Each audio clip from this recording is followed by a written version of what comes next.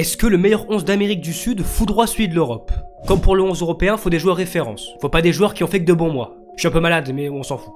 Gardien, j'ai pas hésité. Alisson. Je trouve qu'on sous-cote son rang 21e siècle, hein, c'est un des tout meilleurs. Peut-être pas au rang des Casillas, Neuer, Buffon, mais un peu en dessous.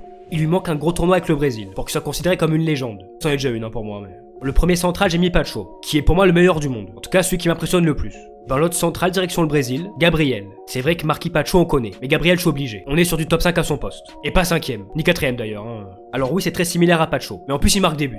Défenseur gauche, j'ai pas grand monde. Mais tagué à Fico. Bah, il connaît le très haut niveau, il est toujours très bon, il a du vice, c'est un joueur d'équipe en fait. Numéro 6, aucune surprise. Caicedo, qui est monstrueux, c'est le top mondial. Et je pensais pas, mais ouais, il vaut son prix. 125 millions d'euros, c'est pas surpayé. Dans le marché actuel, hein, précision. Je reforme le duo qui marche bien à Chelsea, avec Enzo. C'est une des meilleures paires d'Europe, avec le destructeur Moses et le distributeur Enzo. Ça marche très très bien, et je le préfère à McAllister. Mais bon, c'est perso là, hein, voilà, c'est plus mon football.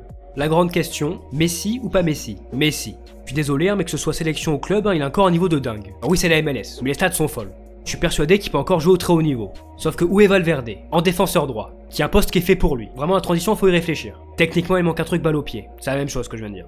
Et l'autre grand débat, Rafinha ou Vinicius. Ben je mets les deux, avec Rafinha à droite, dans un rôle plus axial. Comme ça, Valverde a le couloir libre. Je me prends pour Guardiola, moi. Après Vinicius, c'est plus trop ça certes, mais ça reste Vinicius. Dans une équipe qui fonctionne, hein, il serait très très bon, j'en suis certain. Et on finit par le buteur, Lautaro Alvarez. Et ben Alvarez, car Lautaro seul en pointe, je suis moins fan. Et en sélection, c'est Alvarez qui joue. Voici le 11 final, et j'ai aussi fait l'équipe bis.